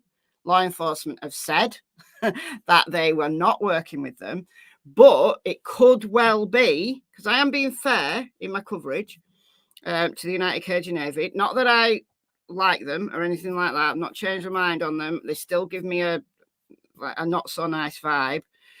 But in all fairness to them, to report all sides, because that's what I do on my channels, that it could well be a misunderstanding that the United Cajun Navy have been in contact with the TBI, but that Sumner County Sheriff's Office are not aware that the United Cajun Navy have been in contact with the TBI. So it could well be that that is, you know, a communication glitch, if you will. But it's still the case that they haven't contacted law enforcement to report any threats. Okay, so that's the background. Now, let's listen to what this dude, whose name escapes me, says about... Play it from the beginning. So that's Nick Beres. We'll just play it from there. He wraps up. So, and I can't remember his name, but Vinny will tell us his name. So this is the dude from the United Cajun Navy on Vinny Politan's closing arguments on Court TV. So this is a link for this. And again, I'll put this in the description box after this live for the replay viewers. Okay, so let's play this little interview here. Now, folks, his stuff is online as well if you're around the country. It's great, great work. Thanks so much, Nick. Thank you, Vinny. Let's talk more about the search. Joining us from the Gulf Shore of Alabama, a press and communications officer for the United Cajun Navy, Kevin LaFond, is with us. And the reason we asked you to be on is you guys were involved at some point in the search here. Give us a little bit of the backstory, Kevin, on how the United Cajun Navy in Alabama ends up in Tennessee searching for Sebastian. Well, it all started with Riley Strain. I appreciate having me on today. Riley Strain's search, as you know, ended it the way it did with us discovering where he was as a group, all of the searchers together. We don't claim any fame to that, but we were part of it. There's an outcry on social media and to us directly from the parents to get involved with the search here. And that's what we did with the search for Sebastian. We got ourselves organized. We were together. We had everything there anyway. So we said, you know what, we're here, so let's do this. So you said the parents. Is that both the father and the mother and the stepfather? Like all three contacted you? It was primarily Seth. Seth asked us to come. Okay, so the biological father. Okay. Now, I also understand that you had to call off your search efforts because of some threats. Can you tell us some of the details there? What's the nature of these threats? Is this people who don't want you on their property because it's private property? Is this people who don't want you to find something? What exactly is that all about? Well, there was a private property and also state and federal land issue at the beginning that we had to get permission for to be on those lands. But we did get permission. We got the okay to do that. So that was never an issue. We had some bad actors that were showing up in person and also harassing online and through phone calls. We were getting all kinds of messages saying that we're going to be doxxed, we're going to be run out of town, we're going to be bullied, and then the death threats came. And that's when we got real serious about having to reformat how we're going about this and think about the safety of the volunteers. It really was to that point. So now we have to shift gears and move into more of a private phase where we, we're not forward facing. Let me ask you this: the people who are threatening you, stopping a search for a missing child, did you provide that information to law enforcement? Because I would think if someone's trying to stop you from finding this child, maybe that's someone law enforcement should be looking at. And I would say that you're drawing a reasonable conclusion there for sure. And yes, the authorities were notified. We have incident reports with the MNPD. They're the ones that came out to the original call when our folks were basically barricaded inside of a hotel room. Wow. Barricaded inside of a hotel room because you're in town searching for a missing teenager? Yeah, and that's very strange. It's never happened to us before. And certainly with what you're reporting earlier about there being so much cooperation, this being so difficult really didn't add up. That is, I've never heard it. Like, you obviously haven't come across this. You guys roll into town. You're not getting paid, are you? Like, you're rolling into town trying to help. We're volunteers. We do this all around the country. When the families reach out and ask for help, try to do as much as we can where we can. In this case, we were close by, so it made sense to go ahead and get involved and start helping. But it brought some bad folks out of the woodwork, and we're not quite sure why that is. And let's hope law enforcement follows up on that and figures that out, because, I mean, the obvious conclusion, again, if you're trying to stop people from searching for a missing teenager, you're afraid, oh, maybe they may find him. So was there a particular place where you were searching at the time all this started to happen? And if so, is that a place that you were unable to search?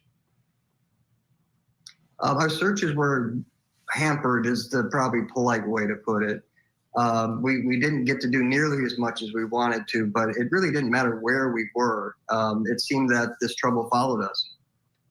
That is extremely unfortunate, especially given the nature of what's at stake here, a missing child. There he is, Sebastian Rogers. Kevin LaFon from the United Cajun Navy. Appreciate your time tonight. And on behalf of families, we all appreciate volunteers coming together to help families in need, people that are so desperate that are missing loved ones. So I hope this doesn't deter you, and I don't think it will, from continuing the work that you guys do. Not at all. If I could say anything, I'd say, everybody be hopeful. Volunteers are rallying together, us and others, and it doesn't matter who's front and center. We're going to get this done. All right. Thanks so much, Kevin. Appreciate it. When we come back, folks, we're going to... Oh, sorry, I was talking, I was muted. I've just... I've got a very surprised face there from Vinnie Politan. Right, look, as I said, I wanted to show that interview because I want to be fair to United Cajun Navy. I've called them liars, and law enforcement, or at least Eric Craddock from the Sumner County Sheriff's Office, said in the press conference that they'd not had any reports from the United Cajun Navy that they've been threatened. But now in this interview, this dude, whose name I've still forgotten, even though we need to say it, has said that they were barricaded into a hotel room. I mean, what kind of world are we living in? Look. Now, I missed who he said they called. Let me just rewind it a minute, because I missed who he said that they called. Let me find that bit, and let's replay that. Ends up in Tennessee searching for Sebastian. To get involved with the search. So the biological father. Okay. Now, I also understand that you had to call off your search efforts because of some threats. Can you tell us some of the details there? What's the nature of these threats? Is this people who don't want you on their property because it's private property? Is this people who don't want you to find something? What exactly is that all about? Well, there was a private property and also state and federal land issue at the beginning that we had to get permission for to be on those lands. But we did get permission. We got the okay to do that. So that was never an issue. We had some bad actors that were showing up in person and also harassing online and through phone calls. We were getting all kinds of messages saying that we're going to be doxxed, we're going to be run out of town, we're going to be bullied. Right, guys. They ran off JLR, right? JLR was literally sitting there doing nothing, and they called the cops on him. Now, it doesn't matter what you think about JLR and what he's done in the past. In this instance, he wasn't doing anything wrong. In this instance, he was sitting there doing nothing wrong. Now, what they released, the United Cajun Navy, what they released about JLR on their Facebook group that isn't their official Facebook group. They do have another Facebook group, which I think they've privated now. I may be wrong. Let me just check. I didn't pay a great deal of attention to it because, here we go. Oh, no. It's here. United Cajun Navy missing persons. So they have a United Cajun Navy and then they have this group as well. And what they released about JLR, they said they were going to be doing exposés about these people who they were not happy with relating to the search for Sebastian Rogers. So let's find it, because they did this supposed expose of JLR. Now, JLR, we know, has been in prison before. Like, if you know anything about JLR, you know that he's done his time. So that was when they called it off due to security concerns. I think took it down. But anyway, it was on this page. They may have taken it down. They may have taken it down. March 25th. What day are we now? Yeah, they've taken it down by the looks of things. But anyway, they put this expose about JLR on this page. So who these bad actors are, I've no idea. I've no idea who these supposed people are. So I'll just play this while I'm talking. This is a video of what's going on right now, just a little collage of what's going on right now. So I'm quite flummoxed as to why they've had these threats and Sumner County Sheriff's Office are not. He sent them a cease and desist, did he? Okay, so they've taken it down. Honestly, I don't blame him.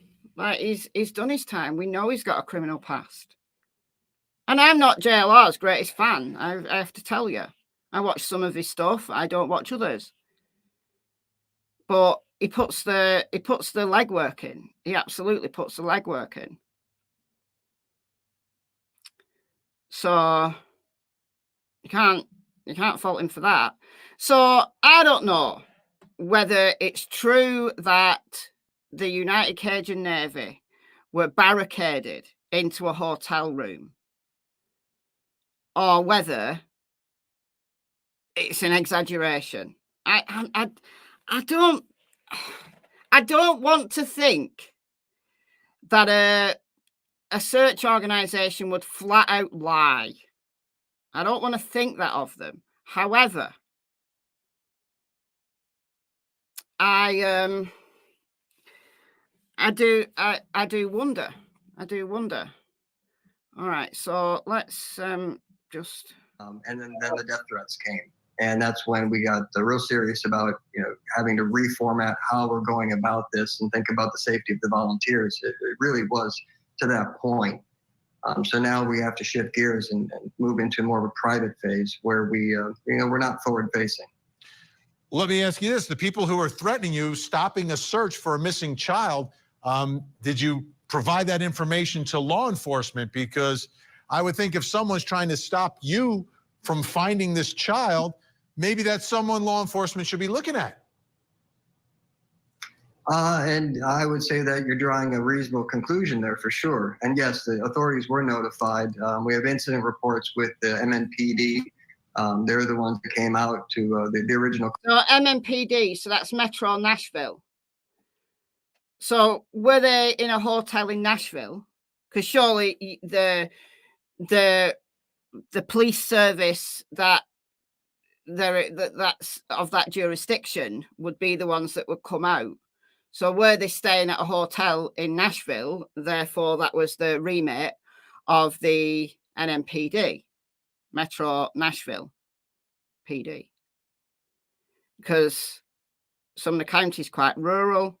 So were they staying in Nashville, which is about 25 miles away? Let's just have a look here. Stafford Court to Nashville.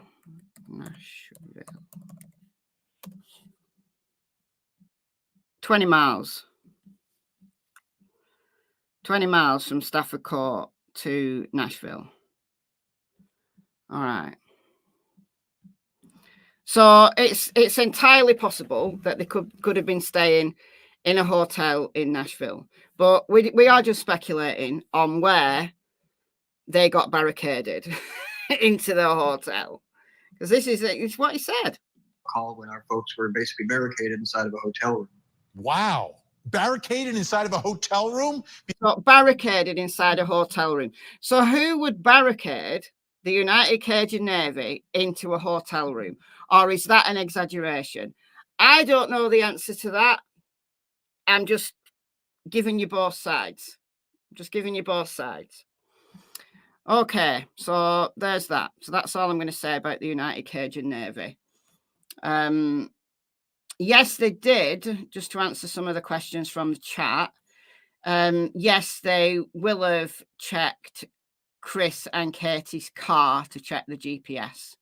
I would imagine that that's one of the first things that they did. Nick Beres talked about that on his live stream. Now, obviously, Nick Beres is a reporter. He's not an insider in this investigation, but it's yes, they will have done. It absolutely will have done. I can't see that they would have, missed something as obvious as that. Michelle said he could have wanted to keep his old shoes and was responsible for taking them out of the trash. That is something that I've thought about since the early days, since it was first reported, and it became a little bit more solid in my mind that he might have done that because he's had things taken away before. He had his snake taken away. He's had all of his items in his room put into trash bags because Chris felt that he didn't clean his room thoroughly enough. So a teenager might be wanting to take some control of his own life, and it's his chore to take the trash out. Now, it has been said that when shoes got too small, Katie would just throw them away. She wouldn't keep shoes that were too small. So I think it's not without the realms of possibility that Sebastian might have seen a favourite pair of shoes in the trash and taken them out and kept them hidden because he knows that he gets stuff taken off him. So I'm still under just the possibility that he could have had shoes. Just because Katie thinks his shoes have been accounted for, it's entirely possible that Sebastian might have had a pair of shoes that she didn't know about. It is just a speculation, though.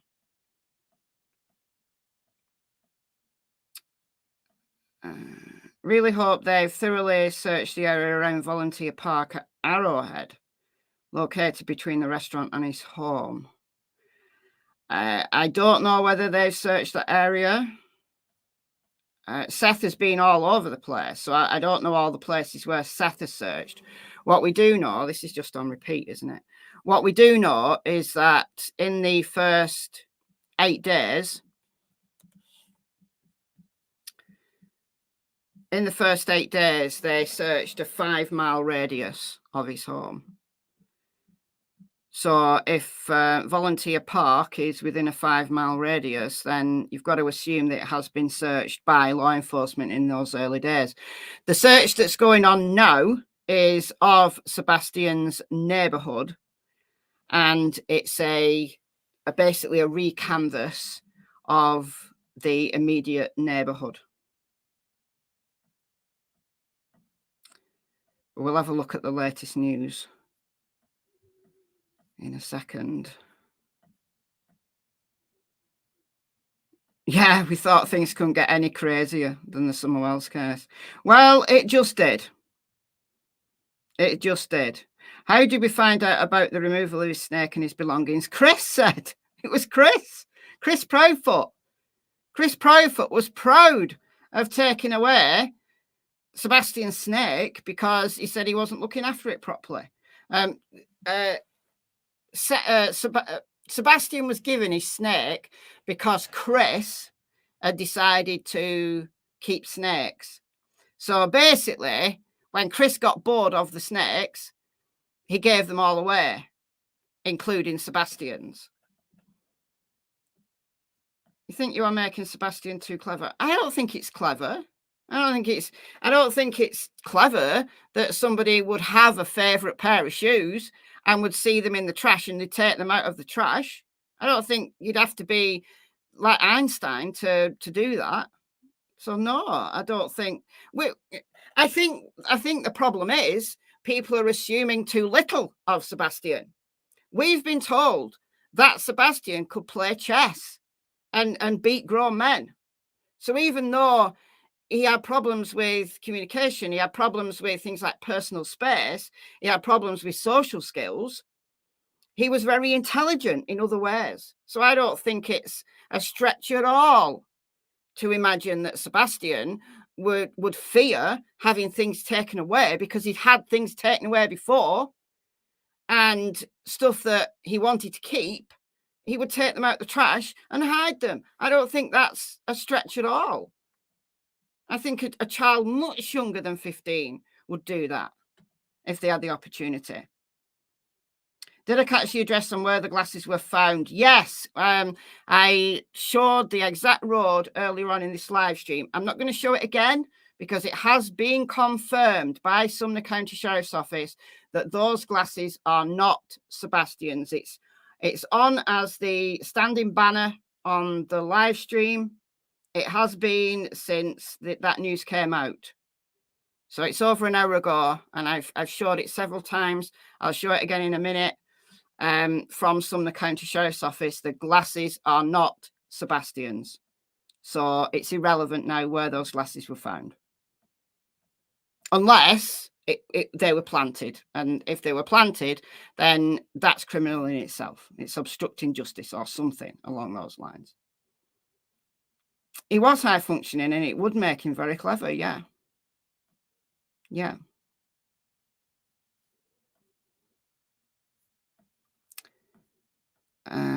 Was the window still locked in his bedroom?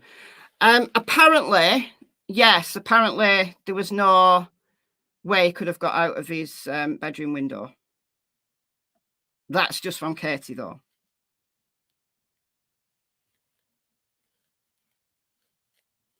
Chris is the first parent to give away a pet that the child wasn't taken care of.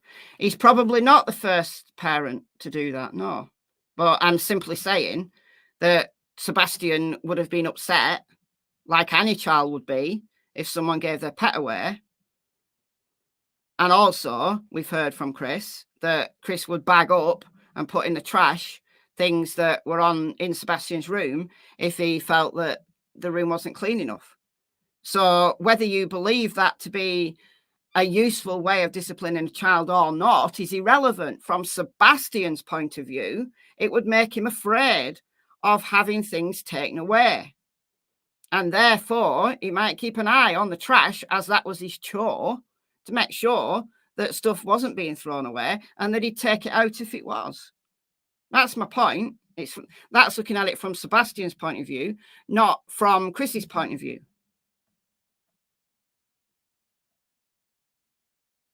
There you go.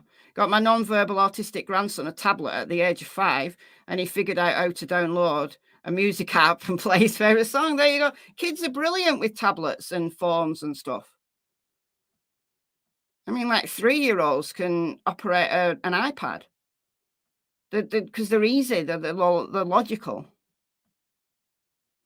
What time is he seen on camera taking out the trash? We don't know. We haven't seen the surveillance video, but apparently Seth has. But it was in the evening sometimes. But I don't know the exact time.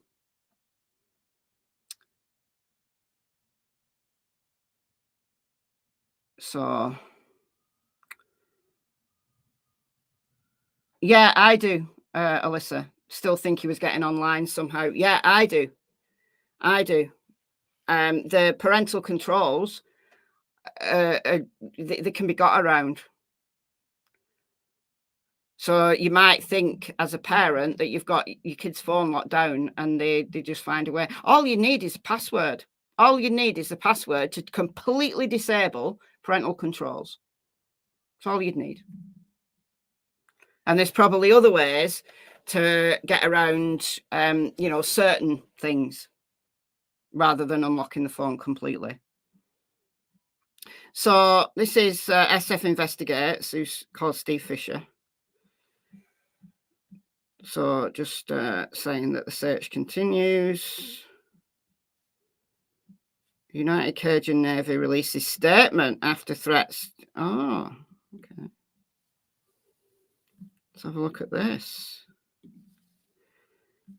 All right, so United Kyrgyz Navy releases statement after threats during search for Sebastian Rogers. Oh, that came out 2 days ago. Oh, seen that. That's not new.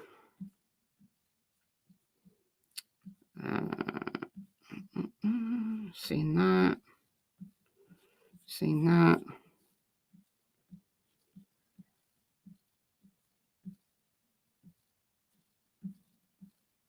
seen that.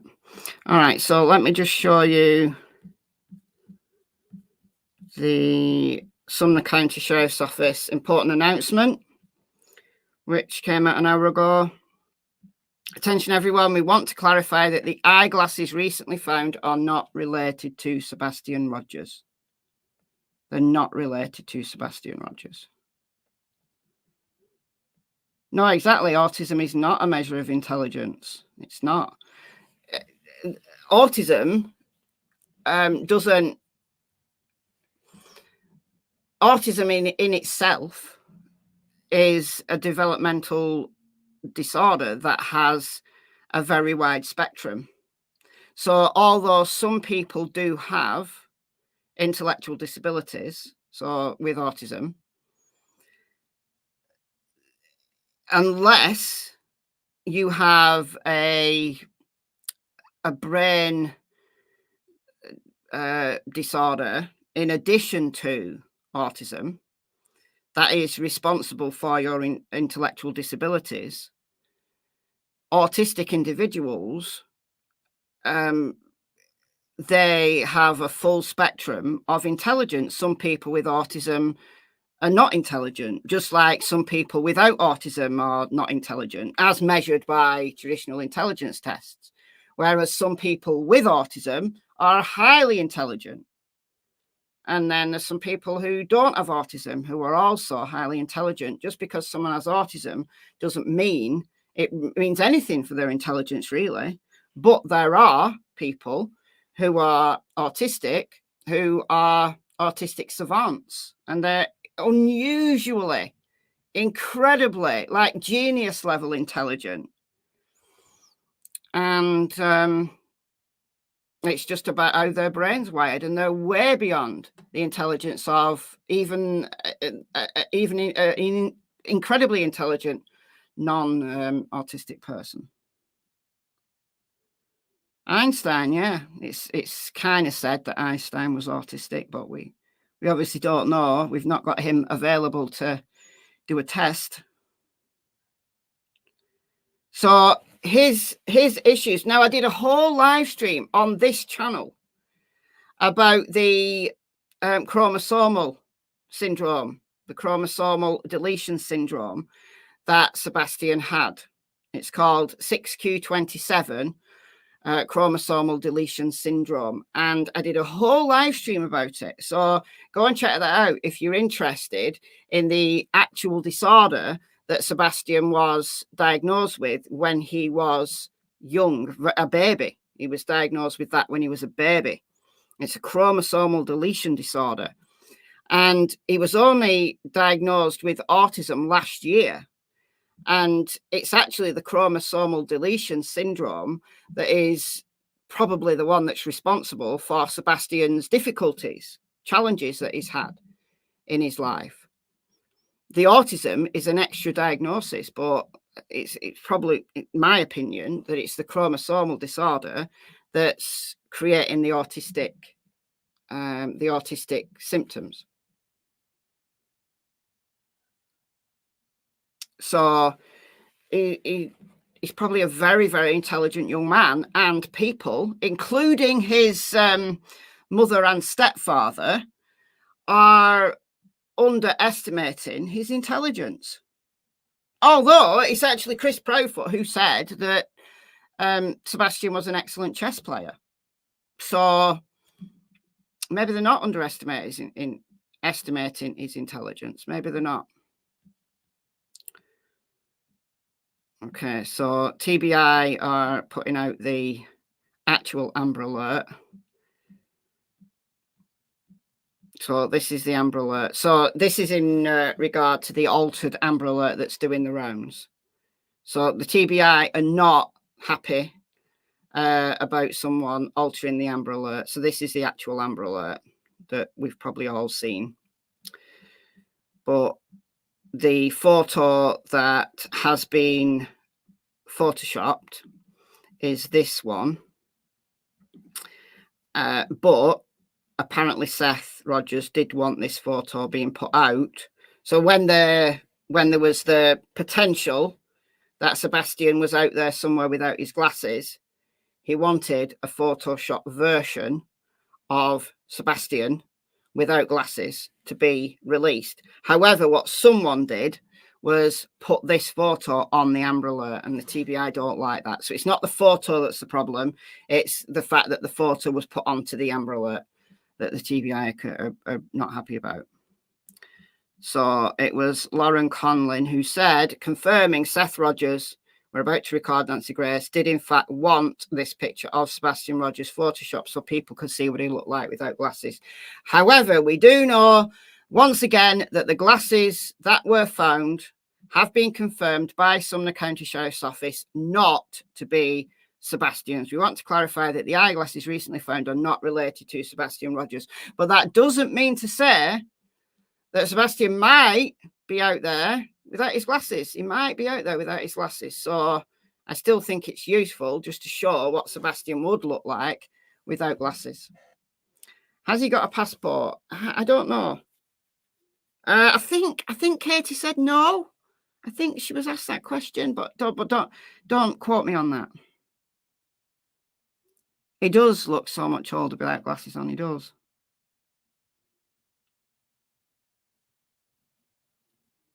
So he is a handsome young man. Yeah, he is. You can see that in a few years, once he's, you know, he's lost his kind of childlike features, he is going to be very handsome. That's right. Autism can accompany many forms of genetic syndrome or appear separately. Absolutely. There's many causes of autism. Some of them to do with genetics or chromosomal differences. Some of them, some people with autism, there's no discernible other disorder. Autism is the disorder that they're diagnosed with and the only disorder that they're diagnosed with. And it's a neurodiversity. I mean, for people who are autistic, who are very high functioning, I'm loath to call it a disorder. It's just a neurological difference in the way that their brain works, the way that their brain processes information. Wonder if he had money. I've wondered that as well. Because the average 15-year-old, you know, they get money for birthdays and, you know, holidays and things like that. You know, by the time my kids were 15 and by the time I was 15, all I wanted was money. I wanted money. So it's very possible that Sebastian did have some money. So we don't know. It is interesting that Seth's volunteers were searching the area where Chris's parents live. Yeah, I thought that. But they're searching everywhere. So, you know, Gallatin is the next town over. So if we look at Stafford Court, hold on, let's get rid of this. And Gallatin's about like 10 miles east of Stafford Court. And then you've got Hendersonville, which is to the south. So they live kind of north of Hendersonville. So although technically their address is Hendersonville, they live north of the actual town of Hendersonville. And then the next town to the east is Gallatin. So it makes sense to search there because they don't know if Sebastian started walking. You know, if he went east, he would walk into Gallatin. So what Seth has been doing here is searching outside of the 5-mile radius search area. Yeah, be careful with Google Maps. Yeah, exactly. Exactly. I'm not showing the house. God, they'll report me to YouTube again.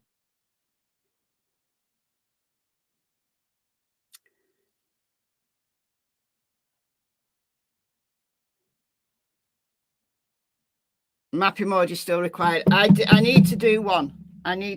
Where's my notebook? I've got notes here of things to do. Hold on. I've got a notebook, but no pen. Where's my pen gone?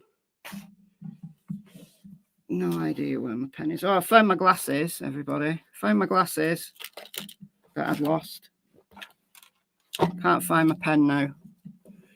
All right, I'll have to remember, which means I won't remember. Oh, I've got a pen somewhere on here. This room is such a mess. Oh, I can't find it. But yeah, I will do a map emoji. There were some other emojis that people wanted as well, which I can't remember what they were now. I may or may not have written them down. All right, let's take another look and see if there's anything. I honestly don't think we're going to get anything new right this moment in time. It's just going to be new search, new search, new search. Okay. Alter version. All right. All right. What I'm going to do is I'm going to wrap this live stream up. And if there's any breaking news later, I'll be straight back. If there's anything that breaks, I will be straight back. I'll be watching this like a hawk for the entire day. So as soon as anything new comes out, anything breaks, I will be back. But I will wrap this live stream up. I like to keep my live streams reasonably short. To do like 6-8 hours for a live stream for me is absolutely unheard of. I just can't. I don't have the concentration. I also don't have the spine to sit in a chair for that long. Anyhow, all right. So thank you all for joining me. And I promise I will be back if anything breaks on this channel. I'll be right back. So I'm going to go and see what else people are talking about, because I'm sure there's lots of people live at the moment. And there may be some people on scene who are doing footage. I know Cluminati was heading out there because she's local. So, all right. So possibly see you later. Thank you for the donations. Thank you to everyone. And pass the news along that the glasses are not Sebastian. So the next chat you go into, if they're talking about the glasses, put them straight that the County Sheriff's Office said the glasses are not Sebastian's. All right. Thanks, everyone. And I will see you later. Bye, folks.